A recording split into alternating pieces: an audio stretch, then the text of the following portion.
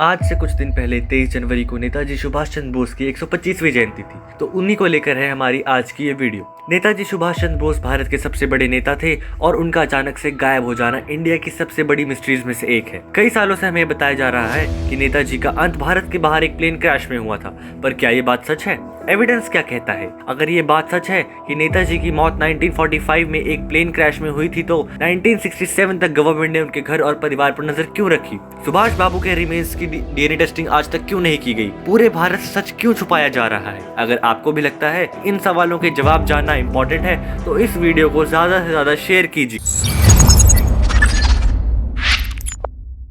बात है 1945 की, जब पूरी दुनिया को ये शॉकिंग न्यूज मिली कि mister Subhash Chandra Bose dead. Reason बताया गया प्लेन क्रैश। पर सरप्राइजिंग बात तो ये है कि जिस हॉस्पिटल में सुभाष बाबू ने आखिरी सांस ली, उस हॉस्पिटल की कई देशों की मीडिया ने ऑन ग्राउंड रिपोर्ट करने की कोशिश की। ना ही उनमें से किसी को कोई परमिशन मिली, ना ही एक सिंगल फोटो।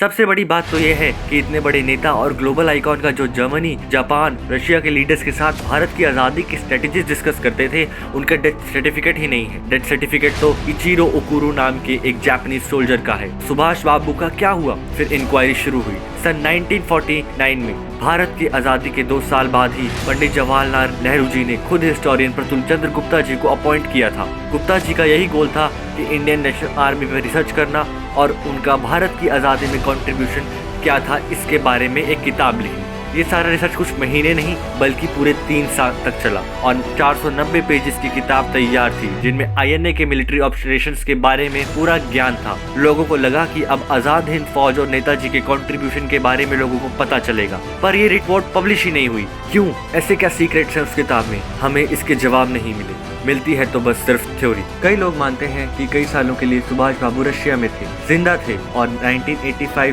तक अलग अलग गवर्नमेंट ऑफिशियल्स को उनके बारे में जानकारी थी। नेहरू जी की बहन विजय लक्ष्मी पंडित सोवियत यूनियन के एम्बेसडर थी। उनके रशिया के एक विजिट के बाद एक कहानी ऐसी है कि जहां लोकल्स कहते हैं कि वहां एक पब्लिक मीटिंग में उन्होंने ऐसा कहा था कि रशिया में मैं एक ऐसे व्यक्ति से मिली जिनका नाम सुनने पर पूरा देश जितना आज़ादी के बाद 15 अगस्त 1947 में खुश हुआ था, उससे भी ज़्यादा खुश हो जाएगा। पर यह स्पीच कंप्लीट करने से पहले ही नेहरू जी ने उन्हें रोक लिया। सच से हम सबको इतना दूर क्यों रखा जा रहा है? 1955 में शहनवाज कमीशन, 1970 में खोसला कमीशन।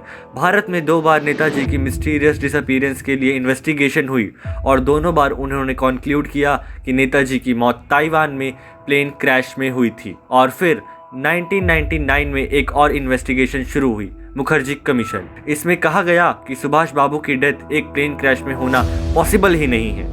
पिछली 2 इन्वेस्टिगेशन यही भारत में हुई थी, पर ये इन्वेस्टिगेशन ताइवान में ऑन ग्राउंड भी हुई थी और ऑन ग्राउंड इन्वेस्टिगेशन के बाद ये पता चला कि 1945 में ताइवान में ऐसे किसी प्लेन क्रैश का रिकॉर्ड नहीं है। आज की टेक्नोलॉजी और साइंस काफी एडवांस है, जिससे ये मिस्ट्री काफी आसानी से सॉल्व की जा सकती है। तो फिर टोक्यो में रेंकोजी टेम्पल जो एशिज रखी गई है, जिन्हें सुभाष बाबू की एशिज कहा जाता है, वो सुभाष बाबू की कैसे हो सकती है? सुभाष बाबू की फैमिली आज भी उनके मेंस के डीएनए की टेस्टिंग की मांग कर रही है, जिससे कि ये प्रूफ हो सकता है कि उस प्लेन क्रैश में नेताजी थे या नहीं थे। कुछ लोग मानते हैं कि सुभाष बाबू कहीं और नहीं बल्कि इंडिया ही वापस आ गए थे और नामी बाबा के नाम से जी रहे थे, पर सच किसी को नहीं पता। 2016 में सरकार ने कई फाइल्स पब्लिक कर दी, जिनमें नेताजी के बारे में कई सीक्रेट इन्फॉर्मेशन है, लेकिन ये डॉक्यूमेंट्स भी इनकम्प्लीट है। ये डॉक्यूमेंट्स डिस्ट्रॉय हो गए या कर दिए गए, लेकिन नेताजी इतने इम्पोर्टेंट क्यों? नेताजी के इतने दुश्मन क्यों? सिर्फ 20,000 ब्रिटिश और 30,000 भारतीय लोगों पर राज कैसे कर सकते हैं? ये इम्पॉसिबल लगता है, क्योंकि इम्पॉसिबल है।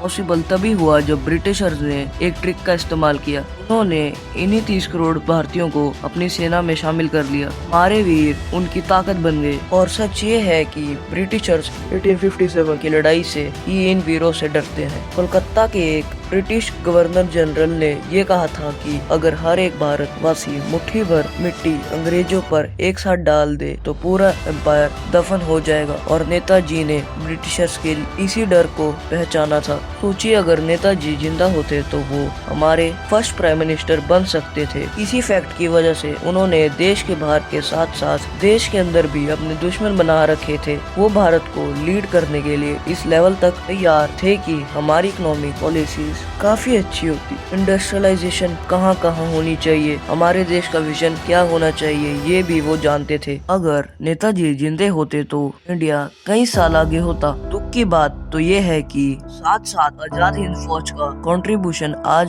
70 साल बाद या तो हमारी हिस्ट्री बुक्स में से मिसिंग है या तो बस एक लाइन बन कर रह गई है। ये थी आज की वीडियो। Thanks for watching.